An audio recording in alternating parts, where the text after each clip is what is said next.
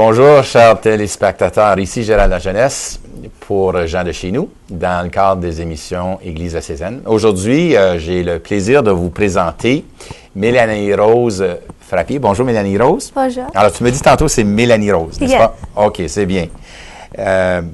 Alors, toi, tu as fait les médias dernièrement, n'est-ce pas? Oui. Alors, avant qu'on arrive là, j'aimerais que tu parles un peu de toi-même. Toi, tu es d'une famille de combien d'enfants? Un enfant et deux parents. Oh, deux enfants et deux parents. Ah, tu as un frère ou une soeur? J'ai une petite soeur. OK, Oui. OK, c'est bien. Et alors, toi, tu es l'aîné? Oui. C'est ça. Tu fréquentes quelle école? Je fréquente l'école secondaire du Sacré-Cœur.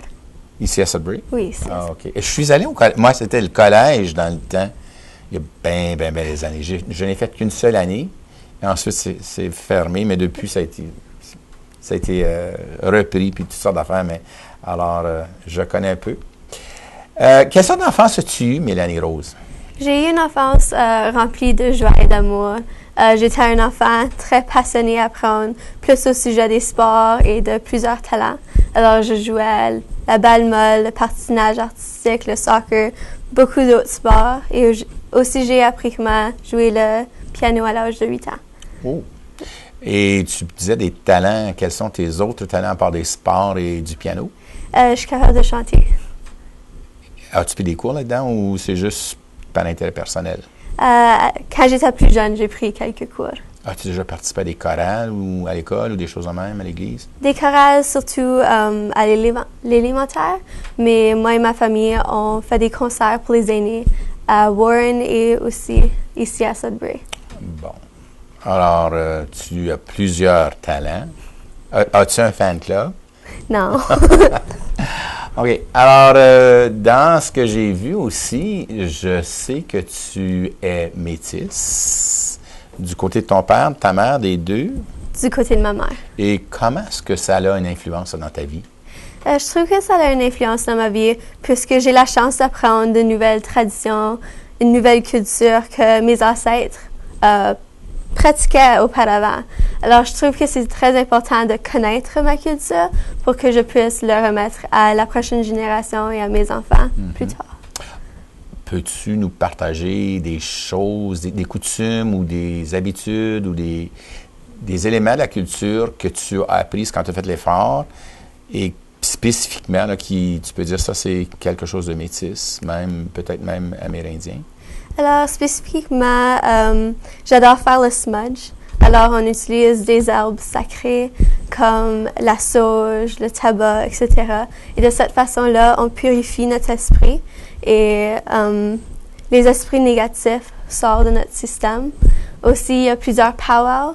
Je viens juste de revenir d'un que le conseil scolaire a créé pour les élèves de notre communauté. J'ai eu la chance d'y participer comme mon examen scolaire, puisque j'étais dans la première classe d'études autochtones cette année. De plus, il nous a enseigné souvent que de respecter la nature, c'est très important, que nous ne sommes pas supérieurs à la nature, nous sommes égaux, et que le cycle de la vie doit être égal aussi. Ça s'inscrit ça pas mal dans ce que le pape a écrit dans son nouvelle encyclique, Laudato Si, pardon. Je me propose de lire, il est sorti il y a juste quelques jours, mais des aperçus que j'en ai lus, on mentionne beaucoup de ce que tu viens de dire. Alors, tu es métisse. On me dit aussi que tu as des éléments francophones et anglophones. Tu t'identifies à ça. Peux-tu en parler un peu? Alors, toutes mes cultures et toutes les langues que je pratique sont très importantes à moi, puisque je trouve que chacun il y a une beauté unique. Alors, que ce soit d'aller à un powwow ou d'aller à la messe le samedi soir, c'est toutes des traditions que j'aime pratiquer, puisque ça fait partie de moi et de mes ancêtres. Et les langues, elles, le français puis l'anglais? Français et l'anglais, et dans le futur, j'espère apprendre le Ojibwe. Alors, tu es de descendance? Française. Mais Ojibwe, amérindienne, là, je parle là. Oui, de métis Ojibwe. OK. Parce qu'en Ontario, c'est... De toute façon, le nord de l'Ontario, c'est à part du Grand Nord, là, c'est ce qui est prédominant, je pense bien. Hein? Tu as du Cri plus au nord, Oui. puis ensuite tu as Mohawk dans le sud, en quelque part. Mais, Et où est-ce que tu es allé à l'école? D'abord au primaire? Alors, au primaire, j'ai été à l'école Félix-Ricard. Après, j'ai commencé le secondaire au Collège Notre-Dame et j'ai gradué à Sacré-Cœur. Pourquoi le changement d'école? Parce que je veux me rendre dans le domaine de la santé et Sacré-Cœur offre une majeure en santé. Oui. OK. Alors, quels sont les cours spécifiques que tu as pris là en santé? Alors, avec le majeur en santé, en dehors de les classes, tu apprends le CPRC et plusieurs habiletés dans le domaine de la médecine. Et c'est plutôt juste apprendre davantage au sujet des carrières. Ça m'intéresse beaucoup. Moi, j'ai fait beaucoup de bénévolat en ce qui regarde la santé. J'ai même été ambulancier dans une des paroisses où j'étais. Et la santé m'intéresse beaucoup, surtout que je suis biologiste. Donc, et puis là, aujourd'hui, c'est la dernière journée d'école. Ma dernière journée d'école était mardi. OK, pour le secondaire. Tu te proposes quelle école à l'automne? À l'Université de Laurentienne. Laurentienne. Oui, dans le programme de promotion de la santé. Et ça mènerait où plus tard à peu près? J'espère me faire accepter dans l'école de médecine. Ah, OK. C'est beau, c'est beau. Alors, la raison principale pourquoi j'aimerais te présenter à notre auditoire, c'est que tu t'es mérité des bourses importantes. Oui. Peux-tu en parler un peu? Alors, quelques mois passés, j'ai eu un appel en disant que j'ai reçu la bourse TD de 70 000 $ afin de m'aider avec l'université et aussi mes frais personnels.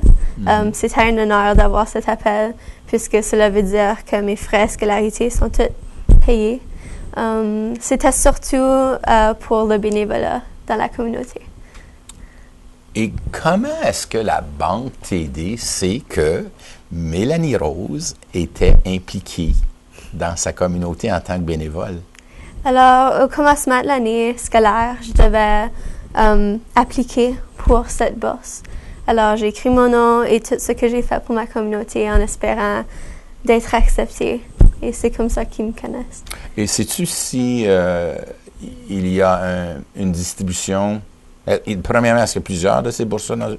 Il y en a 20. Il y en a 20. Autour du Canada.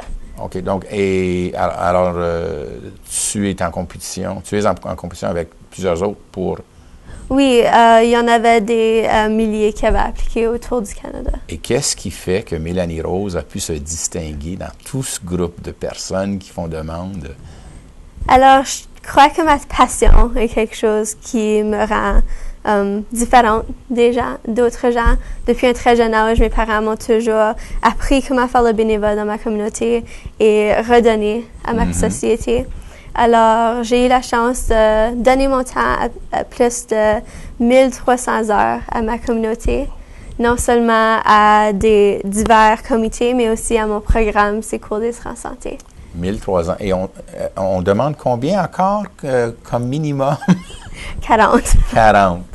Alors, tu t'es vraiment dévoué. Avais-tu le temps de faire tes devoirs et dormir? Oui, je devais très bien me préparer. Alors, tu dois être très organisé. Oui. OK. J'aimerais savoir, dans ta vie, tu m'as mentionné que tes parents, pour eux autres, c'est important, le bénévolat, leur redonner, mais est-ce qu'il y a d'autres personnes aussi qui t'ont inspiré? Est-ce que tu en connais d'autres comme toi qui sont très impliqués dans la communauté? Oui, j'en connais plusieurs autour du Canada. J'ai la chance d'en rencontrer 20 pour le Top 20 Under 20 Award. Alors, il y a plusieurs adolescents de mon âge dans leur propre communauté qui aident à le sujet qui l'inspire. Mais aussi, une personne qui m'inspire personnellement chaque jour, c'est ma grand-mère, ma mère Bam Bam. Tu l'as rencontrée hier. Oui, j'ai rencontré. Elle m'a toujours donné la persévérance de faire le mieux que je peux et de suivre mes rêves. Et c'est vraiment la personne qui me donne le courage de poursuivre ses rêves. Elle-même, est-ce que c'est toujours une femme qui s'implique? Oui, elle est toujours impliquée avec la communauté. À chaque année, elle organise un concert afin de prélever des fonds pour à l'église à Warren. Elle organise plusieurs tournées avec des amis à Toronto, à d'autres lieux. Elle est toujours très, très contente et elle a la joie de vivre. Toi, déjà, à 14 ans, tu étais impliqué avec le YMCA. Oui. Qu'est-ce que tu faisais d'abord? J'étais un entraîneur de squash à chaque fin de semaine. OK. Puis ça, toi, tu demeures où? Au Nouveau-Sudbury, Alors, tu te rendais au YMCA. en ville. Alors, c'est pas si pire que ça. C'est pas si loin que ça. Non. Mais je n'étais pas certain là, si tu demeurais à Sudbury ou non. Et puis, tu as été impliqué aussi dans le comité Terry Fox. Peux-tu nous en parler un peu? Alors, au commencement du mois d'août, l'année passée, ils m'ont approché en demandant si je voudrais être la représentante des élèves sur le comité Terry Fox. J'ai accepté avec honneur, puisque Terry Fox est un de mes idoles, de n'importe qui d'autre que tu pourrais penser.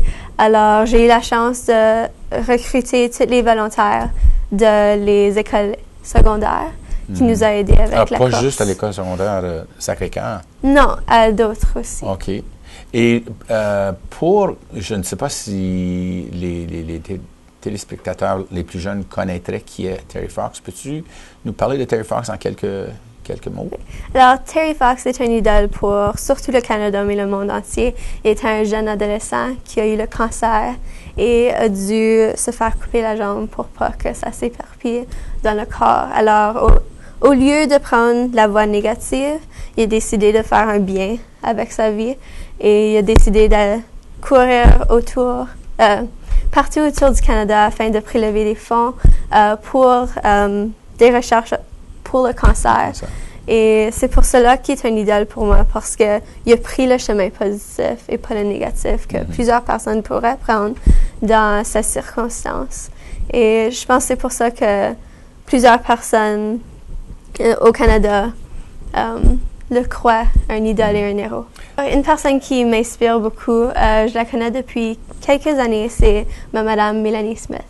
En 9e année, en rentrant à l'école, c'était une des premières années qu'elle travaillait avec le conseil scolaire.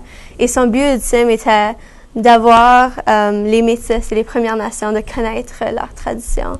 Alors, je crois vraiment que parce que d'elle, moi et plusieurs autres élèves dans notre école ont pu avoir plusieurs expériences avec notre culture et nos traditions. Et sans elle, je pense pas que je serais ici, ou la personne que je suis aujourd'hui. Alors, tu apportes un élément, on y a touché tantôt, mais j'y reviens. Quand es-tu devenue consciente de ce sang métis qui circulait dans tes veines? Alors, je l'ai toujours su, depuis mon enfance. Mes parents et mes grands-parents m'ont toujours apporté à la chasse, à la pêche, etc. Mais c'est surtout en 9e année, quand Mélanie Smith m'a rapprochée, que j'ai vraiment su au sujet du smudge, au sujet du powwow, des traditions plus que mes ancêtres ils pratiquaient le plus. Alors, je l'ai toujours su. Mes connaissances y ont amélioré plutôt en 9e année. Donc, alors, tu as eu des occasions d'approfondir, pas aller plus loin. Oui. Des choses que tu as apprises que tu ne savais pas. Tu avais déjà les traditions de chasse-pêche. Est-ce que vous alliez cueillir des fruits comme des bleuets et des fraises, des affaires de même? Ça fait partie des traditions, ça. J'allais dire nos traditions parce que j'ai mon statut métis, moi aussi. Mais à part ça, la cueillette, le chasse et pêche, là, tu as appris le smudge. Est-ce qu'il y a d'autres choses aussi que tu as apprises? Oui, tu l'as dit un petit peu en cueillant les bleuets, les fraises, etc. Mais j'ai aussi appris des aînés qu'il y a plusieurs herbes dans notre forêt qui pourraient guérir certaines maladies. Okay. Alors, peut-être au lieu d'aller au docteur ou aller à la pharmacie, il y a peut-être des remèdes dans notre cour qui pourraient nous aider. C'est intéressant. Toi, tu t'en vas étudier la médecine ou t'espères bien. Oui.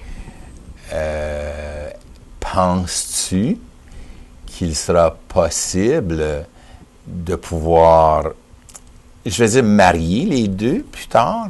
Tu sais, si tu fais les études en médecine traditionnelle et que tu te donnes à étudier aussi les médecines traditionnelles amérindiennes, parce que je sais que on avait des traitements, des potions, des mélanges qu'on faisait, mais serais-tu intéressé de faire les deux, de voir les deux? Est-ce que ça ça pourrait se faire, ça, comme carrière plus tard. Oui, je crois que ça se pourrait se faire dans notre société, dans notre communauté. J'ai fait un placement de co-op à Chicago McWay Health Center l'année passée et c'est exactement ça qu'ils font. Ça, c'est où? C'est proche de la Elm Street, ici, au centre-ville. Alors, j'ai eu la chance de voir les patients rentrer et soit vouloir la médecine moderne ou la médecine traditionnelle. Et c'était bizarre de voir quel qui était pour piger. Ça dépendait de leur âge, de leur culture, mais la plupart, ils pigeaient des médecines traditionnelles. OK. Alors, ça veut dire qu'ils avaient quand même une familiarité avec ça. Ils en avaient entendu parler. Ils avaient vu des gens, des familles ou des amis qui en avaient eu recours. Oui, plusieurs. Okay. Et puis, as-tu fait un effort ou as-tu l'intention de faire un effort pour approfondir ça? Oui, j'espère en connaître un peu plus en parlant des aînés, peut-être faire un peu d'études. J'espère faire une mineure en études autochtones une fois à l'université. Alors peut-être que cela va m'aider. Aussi, quand je faisais mon placement, j'ai eu une infection pulmonaire et c'est vraiment les herbes que l'aîné m'a remis qui m'avaient guéri. Qui t'ont aidé à surmonter ça. Oui. Ah, bon. C'est très intéressant, ça. Et puis, comme médecin, est-ce que tu verrais, je ne dis pas spécialisé là-dedans, mais quand même être un peu plus ouvert pour tendre la main aux gens qui sont de tradition métisse ou encore qui sont de culture amérindienne? Oui, parce que notre communauté est remplie de personnes Premières Nations, métisses, etc. Et si je serais capable de leur offrir des médecines traditionnelles, pourquoi pas? C'est quelque chose qui m'intéresse et c'est quelque chose qui pourrait leur aider spirituellement et physiquement. Tantôt, tu as mentionné la messe du samedi soir. Alors, j'imagine que tu es croyante. Oui. Hein? Alors, Dieu dans ta vie, quel rôle joue-t-il? Quelle place occupe-t-il? Alors, je vois Dieu comme mon Père, comme que il est le Père à Jésus. Aussi, il m'a donné la vie et aussi les outils afin de suivre le chemin qu'il a choisi pour moi. Je sais qu'il est toujours là pour moi. Et si une journée je suis triste ou je suis confuse, qu'il va me toucher à l'esprit afin de me consoler. C'est quelqu'un que je peux toujours parler à quand que j'ai des troubles ou juste comme remerciement pour la vie. Alors, l'image première que je retiens de toi, là, c'est tu le vois comme Père. Oui. OK. Puis, mais tu as mentionné Jésus. Et Jésus, il est le Père de Jésus. Pour toi, Jésus est qui? Jésus, je le vois plus comme un frère ou un ami qui me tient dans la main et m'inspire à aider les autres comme qu'il nous a aidés physiquement et spirituellement. Il est une inspiration. OK.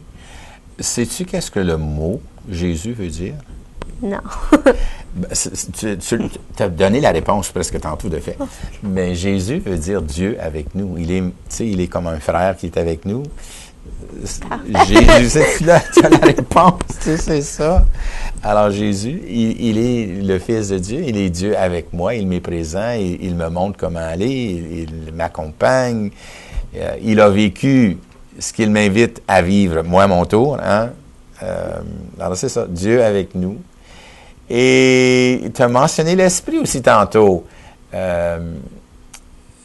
qui touche ton esprit. Mais nous autres, chrétiens, baptisés, nous croyons en Dieu qui est Père, Fils, mais nous croyons aussi qu'il est Esprit. Ça, pour toi, ça veut dire quoi, Jésus, Dieu qui est Esprit, l'Esprit Saint? Ça veut dire qu'il est toujours avec nous, physiquement et aussi mentalement. Il n'est pas seulement... il n'est pas seulement là dans le ciel en train de nous regarder, mais il est là à côté de nous, en train de nous suivre et nous aider à travers la vie. Mm-hmm. Oui.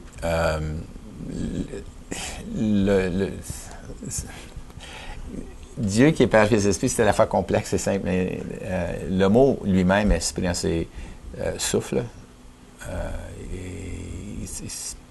il accompagne dans le sens qu'il souffle l'amour de Dieu dans nous, il souffle la présence du Christ en nous. Il nous souffle dans la direction que Dieu veut nous aller. Puis ça, tu l'as dit tantôt. Hein? Est-ce qu'il y a quelque chose qui te fait grandir dans l'amour de Jésus? Parce que nous autres, comme croyants, celui qui nous fait connaître Dieu, c'est Jésus, le Fils. Si ce n'était de Jésus, nous n'aurions aucune idée que Dieu est Père et Esprit aussi. Alors, toi, maintenant, je concentre un peu plus sur Jésus. Est-ce qu'il y a quelque chose qui te fait grandir dans l'amour de Jésus, dans l'amour du Christ? Oui, je crois que Jésus est une inspiration pour le monde entier parce qu'il nous a démontré sa persévérance et le pouvoir de ses actions. Il nous a démontré qu'il y a toujours du bien dans le monde, même si parfois nous voyons seulement les péchés, qu'il va toujours nous pardonner et toujours nous aimer. Il n'y a pas juste le péché, là. Non. Il y a le bien aussi. Le bien aussi. OK, good. Correct. Non, je sais, je te taquine. OK. Parce que Jésus aussi était entouré de très, très bon monde. Il n'y a pas juste eu affaire avec des pécheurs. Hein? C'est ça. Au niveau de ta foi, toi, est-ce qu'il y a quelque chose qui t'aide à vivre dans le quotidien, qui est important, qui est nécessaire, je vais même dire nécessaire? Comme en fait de prière ou en fait... Prière, présence de Dieu, lecture, messe, n'importe quoi. Tout ce qui a à faire avec la foi. Alors, depuis que je suis très jeune, mes grands-parents et mes parents m'ont toujours apporté à la messe le samedi soir. Et je crois vraiment que quand je me sens seule, quand je me sens isolée, ou même quand je veux remercier Dieu ou Jésus pour la vie qu'il m'a donnée, je lui donne toujours une prière de remerciement où je lui parle de mes problèmes. Et de cette façon-là, je me sens consolée. C'est bizarre, mais je me sens rafraîchie. Comment sens-tu qu'il te répond? Ou du moins, peut-être qu'il ne te répond pas, mais comment il écoute? Comment sens-tu ça? As-tu une certitude de ça? Je n'ai pas une certitude. Cependant, à moi, Dieu est toujours là. Et il est toujours là pour nous et nous aide. Et pour moi, il est juste là pour entendre et à m'aimer. Même si parfois je fais des fautes ou parfois si quelque chose va bien, il est juste là pour moi. J'aime bien, il est là à m'aimer. Découvrir que Dieu m'aime, je pense, c'est le travail de toute personne baptisée. C'est aussi l'aboutissement du travail. Hein? Dieu m'aime. Et il ne regarde pas ce que je fais, il regarde qui je suis. Et au départ, parce que je suis là, il m'aime. Et puis ça, là, quand tu as déjà cette idée de l'amour de Dieu pour toi, tu es dans le chemin que Jésus trace pour toi. Félicitations. Merci. Toute personne a une mission. Tu as parlé de mission tout à l'heure, si je me rappelle bien. Toute personne est appelée à répondre à une mission, à accomplir une mission. Toi, comment tu vois ça, la mission que Dieu a pour toi? À quoi t'appelle-t-il, tu penses? Alors, je pense que Dieu envisage une vie pleine de joie, d'amour et de passion pour moi. Je pense qu'il veut que je réalise tous les rêves que j'envisage moi-même et d'être capable de toucher le plus de personnes possible, de leur aider comme qu'il nous a aidés. Alors, j'ai encore ce sens de bénévolat, ou bien de service. Toi, pour être heureuse, pour avoir cette joie de Dieu, comment est-ce que tu vois ça? Dans quel chemin, dans quel sillon Dieu t'appelle-t-il, penses-tu? Alors, je ne suis pas certaine exactement où je vais me rendre dans la vie, mais une chose que je suis certaine, c'est que je veux être heureuse. Et je crois que c'est seulement ça que Dieu veut pour tout le monde sur Terre. C'est d'être aimé, être heureux en ce qu'ils font et qui qu'ils sont. Alors, je pense pas qu'il a un chemin exact pour moi. Il y a toujours certaines portes qui s'ouvrent après le temps, mais à la fin, que je suis heureuse en ce que je fais. Avec toi, je suis très d'accord. Je ne pense pas que le bon Dieu nous tire par le bout du nez. Voici le chemin que tu vas suivre. Parce qu'il nous a créés libres. Mais dans cette liberté aussi, je suis pleinement d'accord avec toi. Il veut bien que nous trouvions le bonheur. Les joies, souvent, sont passagères et elles peuvent contribuer au bonheur, mais il y a des difficultés aussi à surmonter. Et même dans les difficultés, on peut quand même avoir cette joie, ce bonheur que Dieu veut pour tout le monde. Je ne peux pas concevoir de Dieu qui dise « Toi, tu vas être heureux. Toi, tu le seras.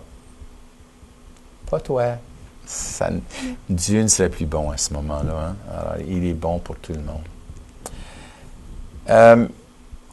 Toi, je sais que tu es familière avec la foi. Est-ce que, dans la Bible, est-ce qu'il y a un passage qui t'inspire ou qui t'anime, qui t'interpelle, qui te questionne, qui te pousse, que tu aimerais partager avec les autres?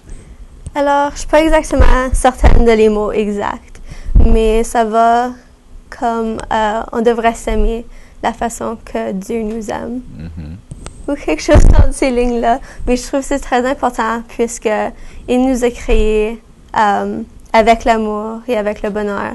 Et maintenant, c'est notre responsabilité de vivre notre vie en aimant les autres comme qu'ils nous aiment.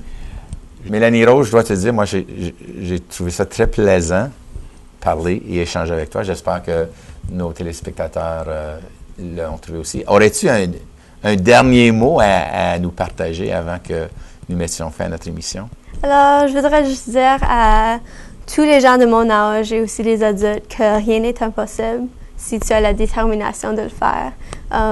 Et aussi, Dieu vous aime et il veut le meilleur pour toi en tout ce que tu fais. Alors, merci beaucoup. Merci à toi. Et vous avez le message, voilà. Je ne peux pas le dire mieux moi-même. On se reverra une prochaine fois. Je vous remercie de nous avoir regardés. À la prochaine.